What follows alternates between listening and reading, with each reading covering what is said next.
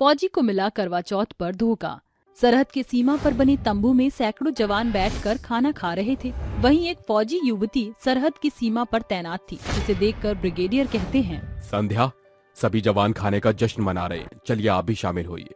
आखिरकार आज आपकी बदौलत ही हमने इतनी बड़ी जंग जीती है। आई एम सॉरी सर, करवा चौथ का चांद देखे बगैर मैं खाने का कौर तो क्या, पानी की एक बूंद भी नहीं पी सकती। मैंने अपने पति के लिए करवा चौथ का व्रत रखा है। मिस संध्या, आप जैसी चुनिंदा सुहागन औरतों से ही हमारे देश की संस्कृति जिंदा है।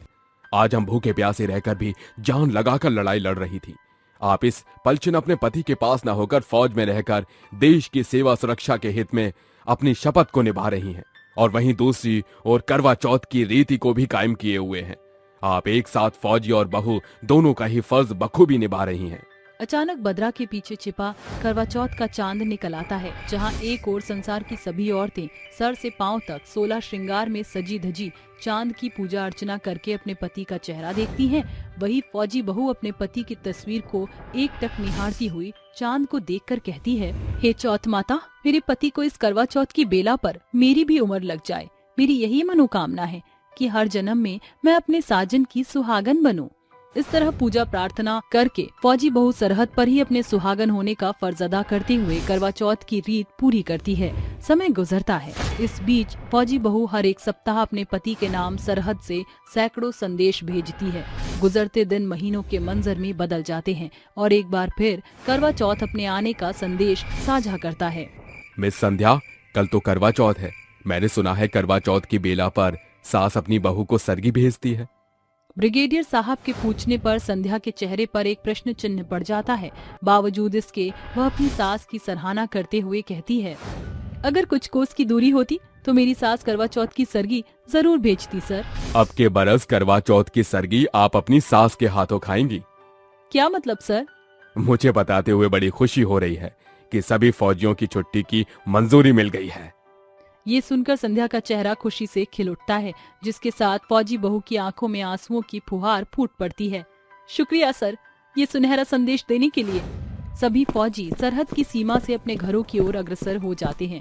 फौजी बहू ट्रेन की खिड़की से चांद को निहार कर कहती है, बस कुछ मीलों की दूरी है, उसके बाद मैं विवेक से मिल सकूंगी। उन्हें बताऊंगी कि करवा चौथ की बेला पर उनके बगैर मेरी दशा उस चकोर के समान होती थी जो चांद की एक झलक की बाट जोहता है। ये विवेक के साथ मेरा पहला करवा चौथ है। ट्रेन डीले होने के कारण संध्या को भरतपुर पहुंचने में देर सांझ हो जाती है। ये चौथ माता, बस कुछ पलछिन इस चांद को बद्रा में लुकाए रखना। मैं चाहती हूँ कि करवा चौथ के चांद की पहली किरण के साथ मैं अपने पति का चेहरा देख सकूं। जैसे जैसे घर का पड़ाव पास आ जाता है, उस फौजी बहू की बेताबी बेचैनी बढ़ रही थी। घर का किवाड़ खुला देखकर वह भीतर दस्तक देती है। विवेक, माँ जी, सारा घर चुच्चा पड़ा है। शायद सासू माँ और विवेक छत की मुंडेर पर ही मिलेंगे। संध्या दबे पांव छत पर पहुंचती है, तभी बद्रा के पीछे छिपा चांद अपनी किरण से सारे संसार में चांदनी भर देता है। चांद की सोजी प्रकाश विवेक के चेहरे पर पड़ती है, तभी एक सुहागन जो कि सर से पांव तक 16 श्रृंगार में सजी हुई छलनी में विवेक का चेहरा देखती है। ये देखकर संध्या स्तब्ध हो जाती है और उसकी आंखों से बेतहाशा आंसू की बद्रा बरसती है। ऐसा नहीं हो सकता, विवेक मुझे धोखा नहीं दे सकते। मैं ही उनकी सुहागन और उनकी जीवन संगिनी हूँ। विवेक! संध्या को सामने खड़ा पाकर विवेक का चेहरा पीला पड़ जाता है। संध्या, तुम? क्या हुआ विवेक? आपकी जुबान साथ क्यों नहीं दे रही और आप मुझसे नजरें क्यों चुरा रहे हैं? इसका मतलब मेरा अंदेशा सही है, आपने मेरे रहते शादी कर ली। इतना बड़ा धोखा। हाँ, कर ली मेरे बेटे ने ब्याह। जब तू साल साल भर सरहद पर जमी रहेगी तो क्या मेरा बेटा जीवन भर तेरी बाट जोता रहेगा? तू तो फौजी का पहरावा पहनकर सरहद पर आराम फरमाती है, मगर तेरा पीठ पीछे प्रत्येक करवा चौथ की बेला पर मेरे बेटे का कलेजा कितना कचोटता था, तू क्या जाने।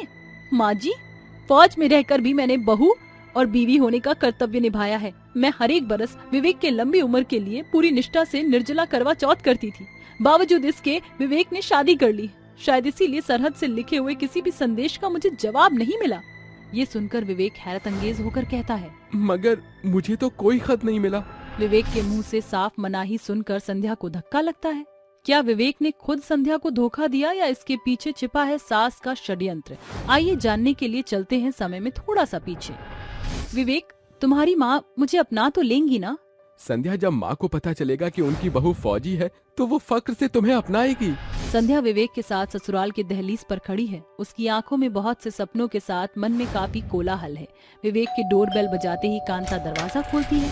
अरे विवेक, आज तू देर दोपहरी घर लौट आया, और ये किसे अपने साथ लाया है? माँ, ये संध्या है, मेरी बीवी और आपकी बहू। अरे बौरा गया है क्या?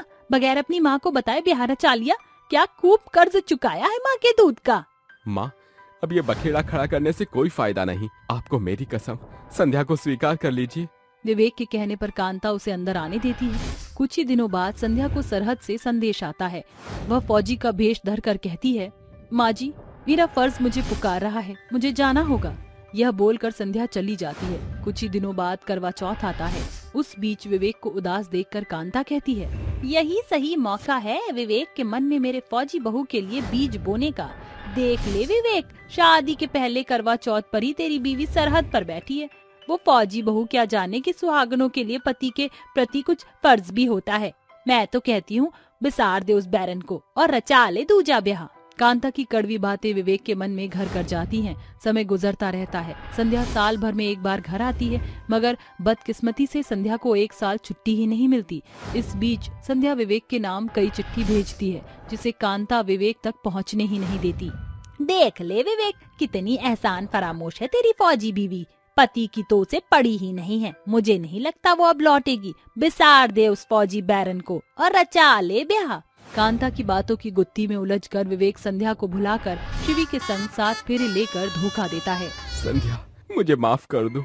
अब बहुत देर हो चुकी है विवेक। शिवी की मांग में तुम्हारे नाम का सिंदूर सज चुका है। अगर मैं ये हक उससे छीनती हूँ तो मेरी ही तरह उसके संग भी सरासर धोखा होगा। दीदी, जब आप मुझसे अपना सिंदूर साझा कर सकती हैं, तो मैं अपना सुहाग आपसे क्यों नहीं बांट सकती? शिवी, एक औरत सब कुछ बांट सकती है मगर सुहाग नहीं। एक पति पत्नी के रिश्ते की पहचान उनके प्यार की पाती है, जो इस धोखे के साथ खत्म हो गया। विवेक, शादी सिर्फ सेज तक का साथ नहीं बल्कि ये मन का मेल जोल भी है। असहनीय धोखे के साथ करवा चौथ के दिन संध्या और विवेक का कारवां सदा के खातिर बिछुड़ जाता है। उस धोखे से उभरने में फौजी बहू को एक अरसा लग जाता है, जिसके बाद वह अपना जीवन देश की सेवकाई में समर्पित कर देती है।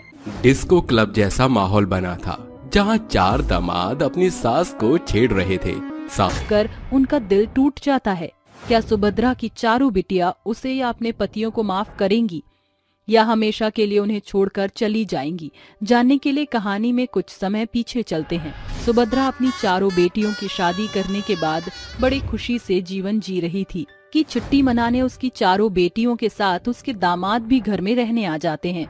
सुभद्रा अपनी बेटियों का खाना बना कर लाती है और कहती है, शिवानी, स्वाति, पारुल, मेघा बेटा आ जाओ, मैंने तुम्हारा फेवरेट मैगी पास्ता बना दिया है। आ रहे हैं माँ। चारों अपनी माँ के पास जाकर हाथ में पास्ता का बाउल लिए फोटो खींचते हुए कहती हैं, आज हमारी मम्मी ने मैगी पास्ता बनाया है हमारे लिए। दीदी, मैं तो बहुत खुश हूँ कि शादी के बाद हम चारों कुछ समय के लिए माँ के पास हैं। मैं भी बहुत खुश हूँ। माँ, आप भी हमारे साथ पास्ता खाओ। अरे अरे रुको, तुम तीनों क्या करने जा रही हो? 7 बज गए। हम सबके पति आते ही होंगे ना, हम सब साथ बैठकर मैगी पास्ता एंजॉय करें। तभी सुभद्रा के चारों दामाद दरवाजे पर खटखटा कर कहते हैं, अरे सासू मॉम, आप हमारे बारे में ऐसी क्या बातें कर रही हैं? लगता है सासू माँ हमें ही याद कर रही थी। ओहो, मेरे चारों दामाद जी की तो आयु लंबी है। कुछ देर बाद सब एक साथ बैठकर खाना खाते हैं। तभी शिवानी का पति समीर कहता है, वैसे मैं बहुत खुश हूँ, सासू माँ के साथ रहने का सुनहरा मौका जो मिल रहा है। अरे समीर भाई, हम भी हैं, क्यों ना रंग जमाने के लिए हम सासू माँ के साथ ताश के पत्ते खेलें? क्यों, आप चारों बहनें भी क्या कहती हैं? अरे हाँ हाँ, मजा आएगा, आज माँ के साथ खेलेंगे। ये हुई ना बात। अरे नहीं नहीं बेटा, मुझे ये सब पत्ते वत्ते खेलना नहीं आता और ये जुआ होता है। अरे माँ, वैसा नहीं होता। तभी पूरा परिवार बैठकर एक साथ कार्ड खेलता है। खेलते खेलते 11 बज जाते हैं और उबासी लेते हुए चारों बहनें सोने चली जाती हैं, मगर दामाद खेलते रहते हैं। कुछ देर बाद सुभद्रा की नींद खुलती है और वह देखती हैं इसके चारों दामाद चखना और शराब लिए कार्ड खेल रहे हैं। अरे ये क्या दामाद जी, आप सब अभी तक ये ताश के पत्ते खेल रहे हैं, और ये बदबू क्या जी? आप सब लोग नशा कर रहे हैं। ची ची ची ची ची। उफ़ो सासू मॉम, आपने हमें देख लिया। प्लीज अपनी लड़कियों को मत बताना वरना बोलेंगी। वो खुशी के मारे हम सब साथ है ना, इसलिए थोड़ा सा लगा लिया। ठीक है, करिए। सासू माँ, आप कहाँ चल दी? हमारे साथ बैठिए ना, साथ बैठिए ना। चारों दामाद ऋषभ, साहिल, समीर, टोनी ये कहकर अपनी सास को अपने पास ही बिठा लेते हैं। उससे शराब की महक बिल्कुल बर्दाश्त नहीं होती है। तभी जबरदस्ती टोनी कहता है, सासू माँ, ये लीजिए, एक पैग आप भी लगा लीजिए। अरे दामाद जी, आप कैसी बातें कर रहे हैं? एक तो आप चारों झूठ बोलकर नशा कर रहे हैं, अब कम से कम मुझे बख्श दीजिए। अरे मॉम, एक लगा लीजिए, कुछ नहीं होगा। हद होती है, लगता है आप चारों दामाद जी बिगड़ गए हैं बिल्कुल। ऐसा कहते हुए वो सोने चली जाती है। अगले दिन खाना खाते हुए उसका एक दामाद अपनी सास के पैर पर पैर रखकर आंख मारता है। सासू मॉम, क्या आप हमारे साथ शॉपिंग करने चल रही हैं? बताइए। अरे आपके आज हम चारों दामाद आपको जी भर के शॉपिंग करेंगे।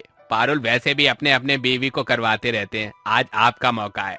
हरी सब्जी ले जाइए, माँ को वैसे भी मैं घर में बोर ही होती रहती हूँ। मेरे दामाद कैसे चिचोरापंती कर रहे हैं।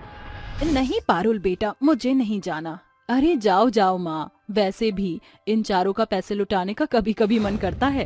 तो डन, हम चारों दामाद सासू माँ को शॉपिंग पर ले जाएंगे। सुभद्रा को जाने में अटपटा लगता है, पर सभी के इंसिस्ट करने पर वह दामाद के साथ शॉपिंग करने पहुंच जाते हैं, जहां वह सुभद्रा को अपनी पसंद की साड़ी नहीं वेस्टर्न कपड़े दिलाते हैं। अरे सासू मॉम, जरा ये गाउन ट्राई करके आइए, बिल्कुल मस्त लगोगी।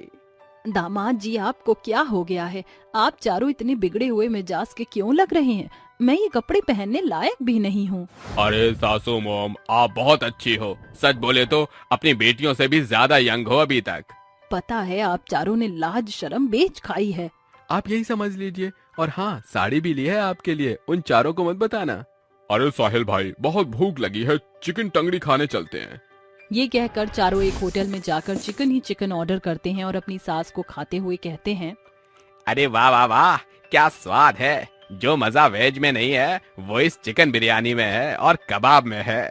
अरे सासू मॉम, आप ऐसे नाक बंद करके क्यों बैठी हैं? लीजिए लीजिए, खाइए, कुछ नहीं होता, घिन विन मत कीजिए। ये बोलकर अपनी सास को नॉनवेज खिला देता है और वह उगल कर कहती है, हद हो गई है, आप चारों के चारों बिल्कुल बिगड़े हुए बदतमीज हैं। अरे मैं कितना आदर्श और संस्कारी समझती थी, पर ऐसा तो कुछ भी नहीं है। और टोनी, आप शर्म नहीं आती सास के पाँव पर पाँव रखते हुए? वो सासू माँ गलती से टच हो गया था। और आंख भी गलती से मारी थी क्या? गुस्से में सुभद्रा घर चली जाती है, जहाँ पीछे पीछे दामाद भी आ जाते हैं। वहाँ चारों की बीवियां नहीं थी, तो ऋषभ कहता है, ओए होए, बल्ले बल्ले, हमारी बीवियां तो बाहर अभी अभी गई हैं मार्केट में, तो हम मजे कर सकते हैं। अब खूब हुक्का पीकर नाचेंगे। तो सासू माँ, आप रेडी होकर आइए, जो हमने आपको ड्रेस दिलाई है। मैं सब कुछ नहीं करूँगी। सासू माँ, फिर भी हम आपकी बात आपकी बेटियों को बता देंगे कि आपने मेरे साथ नॉनवेज खाया, और वो विश्वास भी कर लेंगी। साहिल इमोशनल ब्लैकमेल करके सुभद्रा को वेस्टर्न कपड़े पहनने पर मजबूर कर देता है, जिसके बाद वो खूब पार्टी का माहौल बनाकर अपनी सास को चश्मा और फेदर का गले में स्टॉल डालकर उसे भी जबरदस्ती नचवाते हैं, हुक्का पिलाते हैं। बस कीजिए दामाद जी, बहुत हो गया। बेशर्मी की भी कोई हद होती है, आप चारों की बिल्कुल भी नहीं है। ओह कम ऑन सासू माँ, डांस कीजिए। ऋषभ सास का हाथ पकड़कर डांस कर ही रहा था कि उनकी चारों बेटियां आकर ये सब देख लेती हैं। माँ, ये आपने कैसे कपड़े पहने हैं? और हमारे पतियों के साथ ऐसा नाच, शर्म आ रही है मुझे तो। हाँ माँ, क्या है? और साहिल आप? छी! शिवानी, मेघा, पारुल, स्वाति बेटा, ऐसा कुछ नहीं है।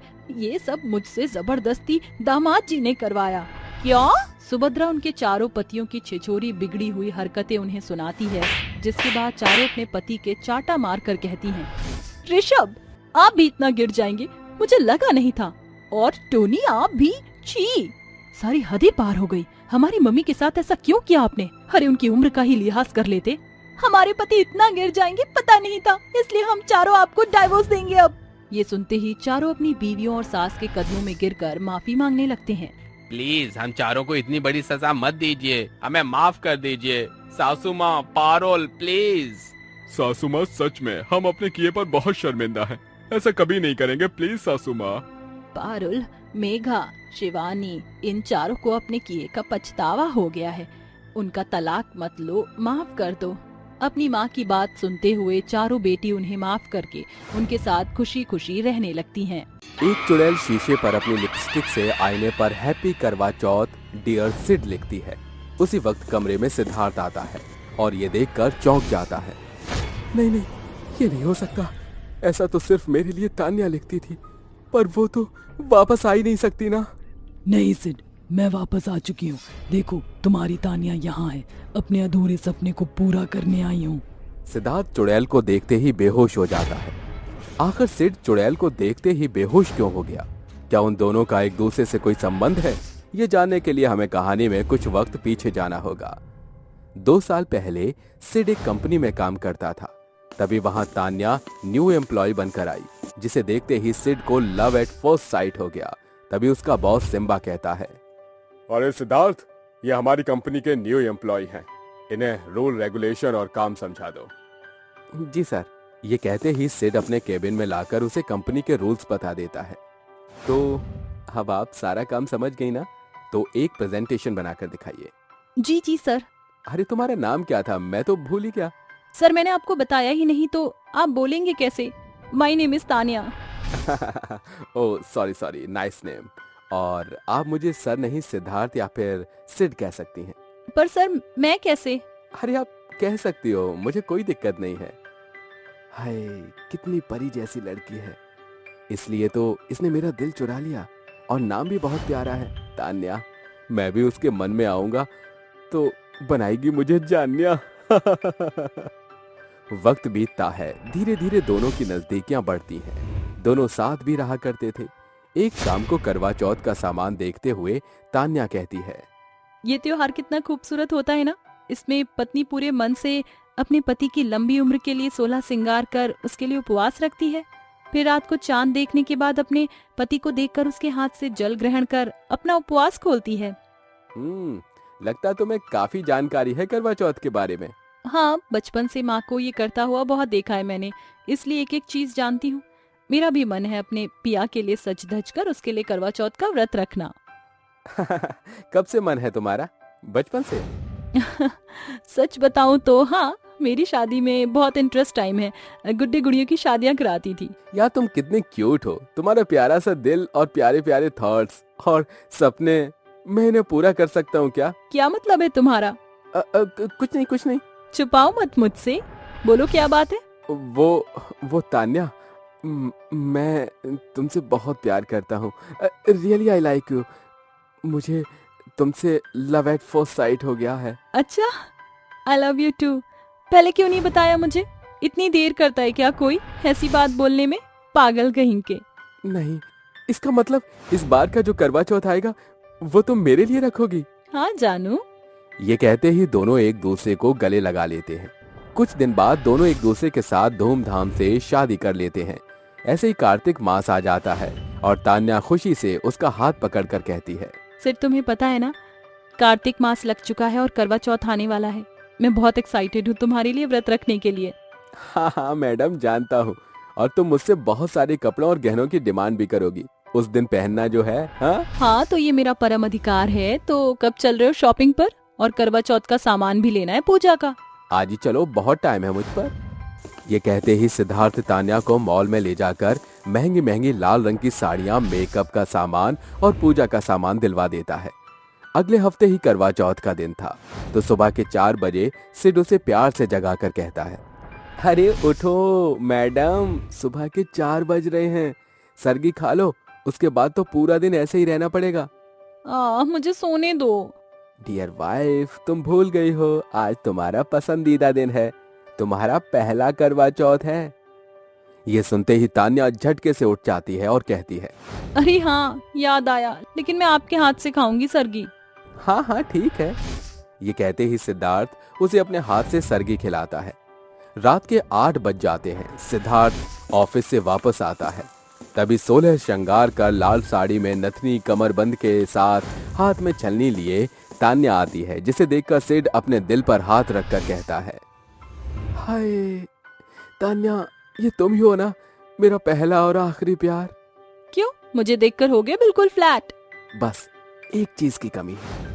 ये कहते ही सिद्धार्थ उसके बालों में गजरा लगा देता है, जिससे तान्या की खूबसूरती में और 4 चांद लग जाते हैं। हाय जानू, तुम मेरे लिए गजरा लाए, थैंक यू। अब क्या देखते ही रहोगे, चलो अपने चांद को तो देख लिया तुमने, अब मैं भी असली वाले चांद की दीदार कर लूं। दोनों छत पर जाते हैं। तान्या छलनी लेकर आती है। सिद्धार्थ, यहाँ से तो चांद दिख ही नहीं रहा है, थोड़ा सा पीछे जाती हूँ। अरे ज्यादा पीछे मत जाना, वो ग्रिल टूटी हुई है। छलनी लेकर धीरे धीरे तान्या पीछे की ओर जाती है।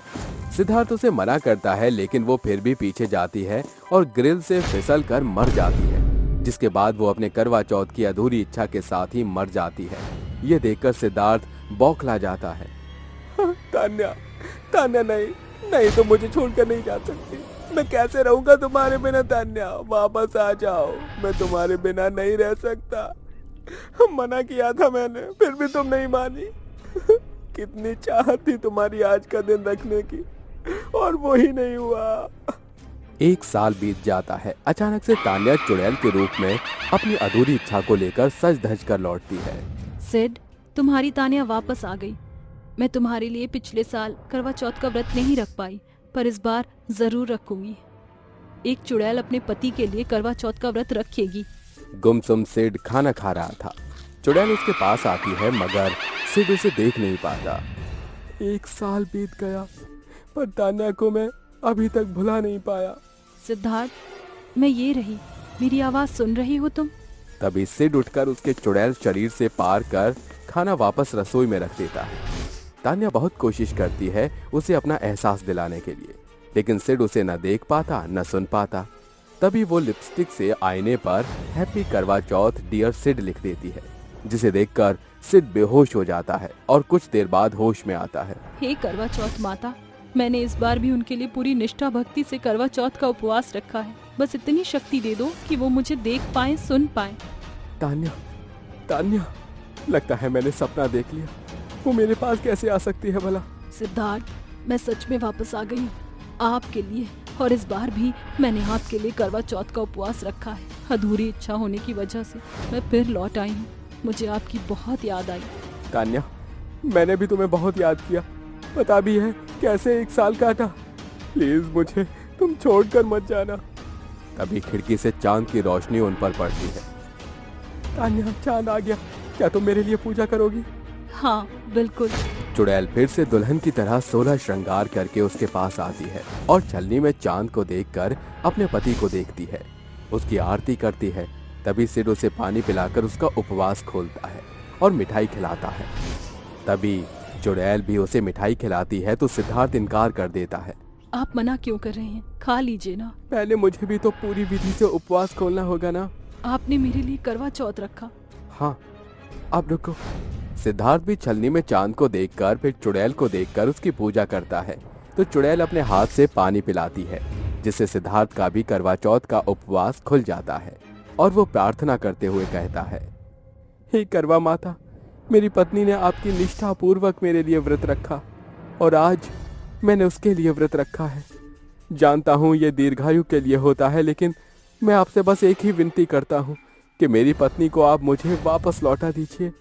इसलिए तो आपको सभी पूछते हैं ना माता। सिद्धार्थ के ये कहते ही करवा माता प्रकट होकर कहती हैं, तुम दोनों की सेवा भक्ति से मैं अत्यंत प्रसन्न हूँ, इसलिए तुम्हारी इच्छा को पूर्ति करते हुए मैं तान्या को जीवन दान देती हूँ। आयुष्मान भवा। ये कहते ही उनके तेज से तान्या वापस इंसान रूप में आती है और करवा माता अंतर्ध्यान हो जाती हैं। तान्या, तान्या तुम वापस आ गई, मुझे तो विश्वास ही नहीं हो रहा। शुक्रिया करवा माता, आपने मेरी तान्या को मुझे वापस लौटा दिया। इसी तरह आगे की पीढ़ी भी आपको यूं ही पूछते रहे। जय करवा माता। इस तरह दोनों पति पत्नी का करवा चौथ का व्रत सफल होता है और वो खुशी खुशी रहते हैं। ओफो माँ जी, ये रेगुलेटर तो फिर से खराब हो गया। देखिए गैस लीक होने की कितनी स्मेल आ रही है। हमें अभी नया रेगुलेटर लाना होगा। ठीक है बहू, हम दोनों अभी बाजार चलते हैं। वैसे भी किचन का और भी सामान लाना है। दोनों सास बहू अपने पतियों के पास जाती हैं, जहां दोनों बाप बेटे ताश खेल रहे थे। अजी सुनिए, बहू और मैं बाहर जा रहे हैं, आप रसोई में मत जाना। रेगुलेटर खराब हो गया है तो गैस ऑन मत करना। ठीक है, जल्दी आना। अजी आपने सुन लिया ना। धनुष जी प्लीज हमारे पीछे कुछ भी खाना मत बनाना, हमारे आने तक इंतजार कर लेना। हाँ हाँ ठीक है।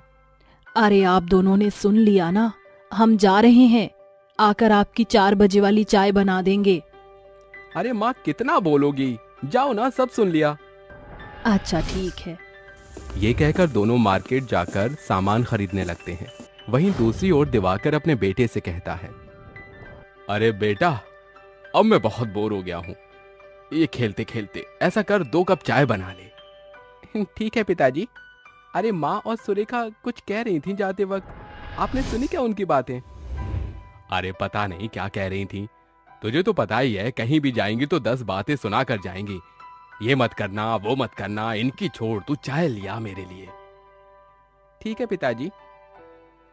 ये कहकर धनुष चाय बनाने चला जाता है। वो जैसे ही गैस को ऑन करता है तो सिलेंडर के ब्लास्ट से एक बड़ा धमाका होता है जिसमें दोनों मर जाते हैं। तभी बात करती हुई दोनों घर की तरफ पहुंचती हैं। अरे माँ जी आपने नॉन स्टिक तवा देखा था, उस पर कितनी छूट थी, अच्छा हुआ हमने ले लिया। हाँ बहू और उसके साथ फ्री चम्मच का सेट भी मिल गया। अरे तुम दोनों यहाँ हंस रही हो और वहाँ तुम्हारा घर जलकर खाक हो गया है। चलो शुक्र है तुम दोनों बाहर थी और तुम दोनों के पति ऑफिस में है ना। क्या घर में आग लग गई? नहीं नहीं बहू जल्दी चल। ये कहते ही उन दोनों के होश उड़ जाते हैं और उनके हाथ से सामान गिर जाता है। वो भागी भागी अपने घर की ओर जाती हैं, जहां 2-3 औरतें उनका हाथ पकड़ लेती हैं और कहती हैं, अरे पागल हो क्या तुम दोनों, जो इस आग में झुलसने जा रही हो। अरे माया हाथ छोड़ मेरा हाथ, अरे अंदर मेरे पति और मेरा बेटा है, छोड़ मुझे, मेरा बेटा जल रहा है। अरे कोई बचाओ, मेरे परिवार को बचाओ।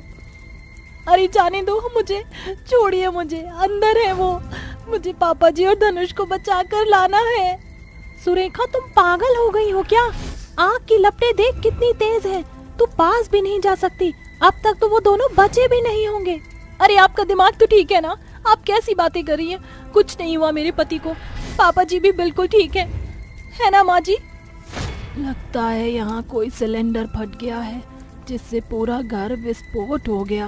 तभी फायर ब्रिगेड आकर घर की आग को बुझाते हैं और अगले ही पल दोनों सास बहू सफेद साड़ी में गुमसुम बैठी हुई थी, जहां उनके पतियों की लाश पूरे तरीके से जल चुकी थी। तभी सुरेखा का भाई आकर कहता है, बस मेरी बहन शांत हो जा, विधि के विधान को कोई नहीं रोक सकता। पर ये सब कैसे हो गया? क्या कहूँ, किसको कसूरवार ठहराऊं भैया? शायद समय ही गलत चल रहा था, गैस के सिलेंडर का रेगुलेटर खराब हो गया था। इन दोनों को कह कर गए थे कि रसोई में मत आना, पर शायद उन्होंने गैस ऑन किया होगा, जिस वजह से सिलेंडर ब्लास्ट हो गया। अरे मेरे बच्चे को ले आओ कोई, अरे मेरे पति को ले आओ कोई, अरे मैं मर जाऊंगी, कैसे रहूं मैं, दोनों छोड़कर चले गए हम दोनों को। माँ जी, सुरेखा, आप दोनों संभाले खुद को, इस नाजुक मोड़ पर मजबूत होना होगा आपको। मैं पैसे भिजवा दूंगा कल आपको, या आप दोनों मेरे साथ ही रहने चलिए। नहीं भैया, हम कहीं नहीं जाएंगे, हम खुद ही अपने पैरों पर खड़ा होंगे, हमें आपके पैसे नहीं चाहिए, माफ करना। 2 हफ्ते बीत जाते हैं, दोनों जैसे तैसे घर चला लेते हैं और कहते हैं, बहू तूने अपने भाई से तो कह दिया, पर हम ऐसा क्या काम करें जिसमें हमारे कम पैसे लगे और मुनाफा ज्यादा हो।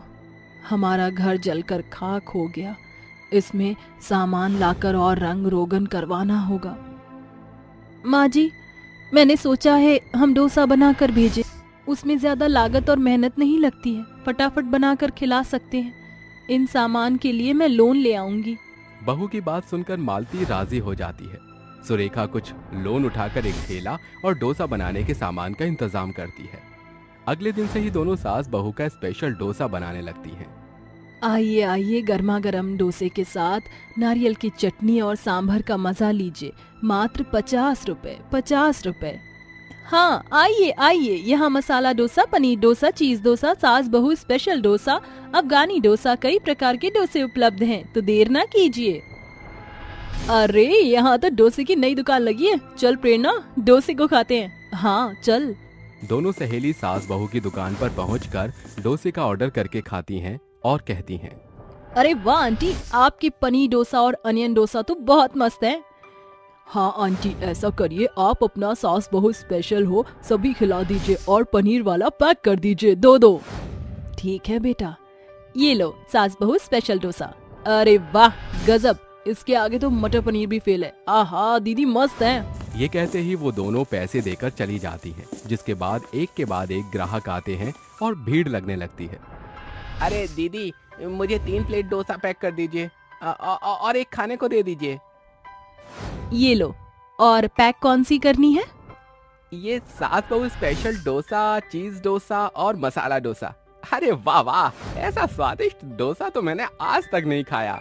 शुक्रिया। पहले दिन ही सास बहू के डोसे की बहुत अच्छी कमाई होती है, जिससे वो डोसे का और सामान ले जाते हैं। माँ जी, मुझे तो यकीन ही नहीं हो रहा कि हमारी डोसे की दुकान पहले दिन से ही चल पड़ी। हाँ बेटा, मैंने सिर्फ 1000 रुपए ही लगाए थे और कमाई 7000 की हुई है। लगता है अब हम अपने घर को पहले जैसा नया कर देंगे। हाँ माँ जी।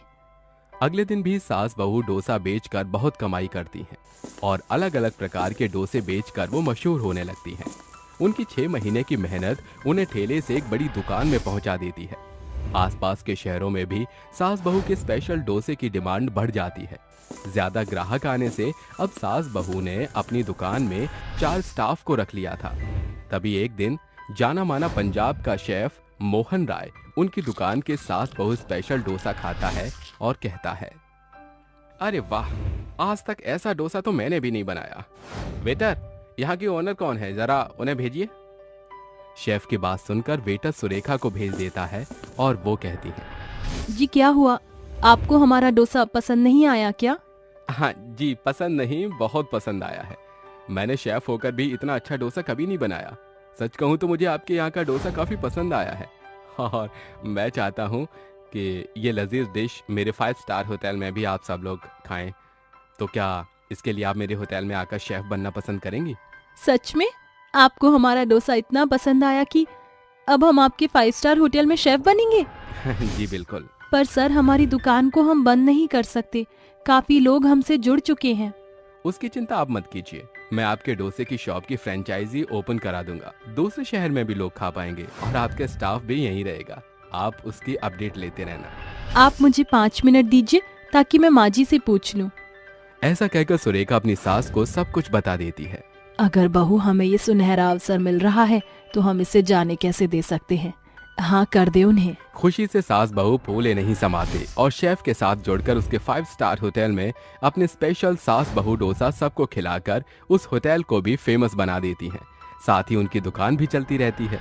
उनकी फ्रेंचाइजी ओपन हो जाती है और अपने जले हुए घर को वो एक बेहद सुंदर बंगला बनाकर उसमें खुशी खुशी रहने लगती हैं। भूतिया सौतेली माँ और बच्चे। अंबिका और चीकू मैदान में खेल रहे थे। खेलते खेलते उन्हें पता ही नहीं लगता कि कब वो गांव की सीमा पार कर गए थे। शाम का चकाचौंध अंधेरा पूरे गांव को घेर लेता है। तभी अंबिका कहती है, चिकू, हम खेलते कूदते गांव से बाहर आ चुके हैं। ना जाने पिताजी आज हमारा क्या हश्र करेंगे। पिता का खौफ उन बच्चों के जहन में गहरे तौर पर बसा हुआ दिखाई पड़ रहा था। वो तेज कदम बढ़ाते हुए घर लौटते हैं, जहां उनका पिता ब्रिजलाल गुस्से से आंखें चमकाता हुआ उखड़े स्वर में कहता है, क्यों री कामिनी, कहाँ फरार थी इसे लेकर? और तू कुत्ते के पिल्ले? मेरे कान दुख रहे हैं, छोड़ दीजिए। पिताजी, मैं आपके आगे हाथ जोड़ती हूँ, चीकू को छोड़ दीजिए, इसका कोई दोष नहीं। दोष तो तेरा है हरामजादी। आज मैं तुझे मौत के तख्ते पर टांग कर रख दूंगा। पर लग गए हैं ना तेरे। कसाई ब्रिजलाल अंबिका को चमड़े की बेल्ट से मार मार कर उसे बुरी तौर पर जख्मी कर देता है। तभी सांझ की मनोहर बेला घनघोर तूफान का भेष धर लेती है। पूरा गांव बवंडर की चपेट में आ जाता है। तभी ब्रिजलाल के घर के इर्द गिर्द एक चुड़ैल तहलका मचाती है। नहीं छोड़ूंगी, नहीं छोड़ूंगी तुझे, लौट आई हूँ मैं। चुड़ैल की आंखों में जैसे खून सवार था। वो गुस्से से दांत पीसती हुई अपने खूंखार नाखून से ब्रिजलाल पर धावा बोलकर उसे चित्त कर देती है। ब्रिजलाल हांफते हुए कहता है, नहीं नहीं नहीं, नहीं, नहीं तुम लौट नहीं सकती। अरे तुम्हें तो मैंने उस रात। तूने क्या सोचा कि तू उस 2 टके के घूसखोर तांत्रिक की मदद से छुटकारा पा लेगा? कभी नहीं, याद है वो रात? तकरीबन 1 महीना पहले की बात है। चीकू और अंबिका भूख से तड़प रहे थे। तभी वो दोनों अपने पिता के पास आकर कहते हैं, पिताजी, हम दोनों भाई बहन को बहुत भूख लग रही है, कुछ पैसे दे दो, भूख के मारे जान जा रही है पिताजी। ब्रिजलाल को अपने बच्चों की भूख से कोई वास्ता नहीं था। जान अभी तक गई तो नहीं, हाँ? जब चली जाएगी तो तुम दोनों की चिता पर 56 भोग चढ़ाऊंगा। दादी, अपनी रसोई में ताला क्यों लगाया है आपने? कुछ खाने को दे दो ना, भूख से हमारे पेट में मरोड़ उठ रहा है। अरे ओ चंगू मंगू, तुम्हारे ये पैतरे मुझ पे नहीं जमने वाले, चलो भागो यहाँ से। दोनों बच्चे भूख से टटोलते हुए आंखों में आंसू लिए छूछे हाथ बाजार की तरफ जाते हैं। बाजार भी उठ चुका है, अब मैं अपने भाई चीकू को क्या खिलाऊंगी? तभी बाजार खत्म होने के अंतिम सड़क पर उन्हें एक औरत खाने से भरे ठेले के साथ खड़ी नजर आती है। खाना बोलो, खाना, ताजा ताजा खाना। भूखे बच्चे वहां आकर उसे निहारने लगते हैं। हमें बड़ी जोरों की भूख लगी है, कुछ खाने को दे दो। वो बच्चों की ओर देखकर एक मुस्कान देकर उनके आगे खाने से भरी थाली परोसती है। दोनों बच्चे खाने पर टूट पड़ते हैं। औरत कहती है, शायद कच्ची उम्र के चलते ये दोनों बच्चों को मेरे चुड़ैल रूप से खौफ नहीं लगा। खैर, भला है कि मुझको इनके सामने आने के लिए इंसानी भेष धरने की जरूरत नहीं। आपके हाथों में तो माँ के खाने का जादू भरा है। तुम्हारी माँ कहाँ है? हमारी माँ भगवान जी के पास है। चुड़ैल और बच्चों के मिलने का सिलसिला शुरू हो चुका था। दोनों बच्चे हर रोज चुड़ैल के ठेले पर आकर अपनी भूख को मिटाया करते थे। चुड़ैल उन्हें खूब लाड़ प्यार किया करती थी। आपका प्यार पाकर हमें माँ की कमी महसूस नहीं होती।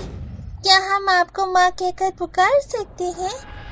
हाँ चीकू, पर हमको जन्म देने वाली माँ तो इस दुनिया में नहीं, तो क्या आप हमारी सौतेली माँ हैं? ऐसा ही समझ लो। आज से हम आपको सौतेली माँ कहकर पुकारेंगे। कुछ दिन गुजरने के बाद एक रात ब्रिजलाल की आंख खुलती है। अरे ये आधी रात को किसके बच्चे हंसी ठिठोली कर रहे हैं? ब्रिजलाल आंखें मलते हुए उठ खड़ा होता है और बच्चों को न पाकर दांत पीसते हुए कहता है, ये दोनों आधी रात कहाँ लापता हैं? तभी खिड़की के भीतर से उसे कुछ ऐसा नजर आता है कि उसके रोंगटे खड़े हो जाते हैं। चुड़ैल दोनों का सिर गोदी में रखकर उन्हें सहला रही थी। इस जल्लाद को मेरी सच्चाई का पता चल चुका है। उससे पहले कि ये बच्चों के सामने मेरे भूतिया सौतेली माँ का भेद खोले, मैं इसकी सांस रोक दूंगी। चुड़ैल धुंध बनकर खिड़की से अंदर घुसकर ब्रिजलाल के सामने खड़ी हो जाती है। चुड़ैल की भयानक आंखों से खून टपकता देख ब्रिजलाल का दिल दहल उठता है। भूतनी। शोर मत मचा, मेरे बच्चे सो रहे हैं। उनकी नींद खुली तो मैं तुझे मौत की नींद सुला दूंगी। बड़ा सुना है तेरे जल्लाद करतूतों के बारे में, इसीलिए अब से ये घर मेरा डेरा है। कोई दिक्कत? बिल्कुल नहीं चुड़ैल जी, आपका ही घर है। भूतनी अब उनके संग उसी घर में रहने लगी थी। अगली रात ब्रिजलाल की माँ कुंती किचन में खाना पका रही थी। तभी चुड़ैल उसके पीछे आकर कहती है, खाना बन गया क्या? अरे यूं बेताल की तरह मेरे ऊपर क्यों सवार हो रही है? चुड़ैल, भूतनी जी, जरा तो भूतानियत रखो। मैं ये घास फूस नहीं खाऊंगी, मेरे पेट को बोटी की भूख है। ये ले, इसे पका। राम राम राम राम, अरे ये मुझ पंडित से क्या पाप करा रही हो? अगर तूने अभी ये बोटी नहीं पकाई तो मैं तेरी चमड़ी सेक कर खा जाऊंगी, फिर ऊपर जाकर करती रही हो अपने पाप पुण्य का लेखा जोखा। चुड़ैल कुंती और ब्रिजलाल को खून के आंसू रुलाने लगती है, जिसे परेशान होकर एक रात दोनों छिपते छिपते एक बाबा के पास आकर उससे मदद की गुहार लगाते हैं। बाबा, मेरे दोनों बच्चे उसे सौतेली माँ समझते हैं, कैसे भी करके उस चुड़ैल के चंगुल से छुटकारा दिलाओ बाबा। घबराओ नहीं बच्चा, चलो। जब बच्चों के बीच सो रही चुड़ैल को अपनी शक्ति से कमजोर करके मैदान में ले आता है। छोड़ मुंगे, छोड़, वरना अंजाम बहुत बुरा होगा। चुड़ैल की चीख से प्रकृति बेडौल हो उठती है। बाबा उसे शीशी में भरकर कहता है, इस शीशी को ऐसे स्थान पर फेंकाओ जहां परिंदा भी पर न मारे। याद रहे, चाहे कुछ भी हो जाए, पीछे पलट कर मत देखना। ब्रिजलाल बोतल में कैद चुड़ैल को लेकर एक सुनसान खंडहर के पास आकर रुकता है और बोतल को वहां फेंक कर बढ़ने लगता है। तभी चुड़ैल छलावा करती है। बाबूजी, इधर देखिए, मैं कब से आपका इंतजार कर रही हूँ। ब्रिजलाल झट से पीछे देखता है मगर उसे कोई नजर नहीं आता। उसके जाते जो शीशी चकनाचूर हो जाती है और चुड़ैल एक बार फिर आजाद हो जाती है। आज तेरे खून का एक एक कतरा बहाकर मैं अपना सारा हिसाब चुकता करूंगी। चुड़ैल कुंती और ब्रिजलाल को मैदान में लाकर पटक देती है। दोनों के मुंह से खून के फुहारे बरस पड़ते हैं और चुड़ैल अपने नाखूनों से उन्हें घायल कर देती है। ये इन मासूमों के साथ ज्यादती करने की सजा। अरे हाँ, मरने से पहले तुम्हें अपना असली चेहरा तो दिखा दो। जैसे ही चुड़ैल अपनी इंसानी भेष में आती है, दोनों की आंखें चौड़ी हो जाती हैं। रश्मि, रश्मि तू, रश्मि, जिसकी बहन को तुम दोनों कसाईयों ने जान से मारकर इन बच्चों को अनाथ कर दिया और आवाज उठाने पर तुमने मुझे भी मारकर उस पहाड़ी की चोटी से फेंककर सुराख कर दिया। मगर मरते वक्त मेरी जीजी ने इन बच्चों की जिम्मेदारी मुझे सौंपी थी। वचनबद्ध होने के चलते मेरी आत्मा को मुक्ति नहीं मिली। साली साहिबा, अपने जीजा को एक मौका दे दो, मैं सब ठीक कर दूंगा। तुम दोनों माँ बेटे एक ही थाली के चट्टे बट्टे हो। जा बुढ़िया, अब ऊपर जाकर अपने बेटे के लिए नई दुल्हनिया भी तो तलाशना है तुझे। तुम्हारे हलक से जान निकाल कर ही मेरे कलेजे को ठंडक पड़ेगी। चुड़ैल उन्हें मारकर अपना बदला पूरा करती है। किसी भी हाल में बच्चों को ये भनक नहीं लगनी चाहिए कि जिन्हें वो अब तक सौतेली माँ समझते रहे हैं वो उनकी मौसी है। अंत में चुड़ैल दोनों बच्चों के सयाने होने तक भूतिया सौतेली माँ बनकर ही उनके बीच रहकर उनका लालन पालन करने लगती है। कुछ साल बाद, बच्चों, अब तुम्हारे भूतिया सौतेली माँ के जाने की घड़ी आ चुकी है। अपना ख्याल रखना। आप भी अपना ख्याल रखना मासी माँ।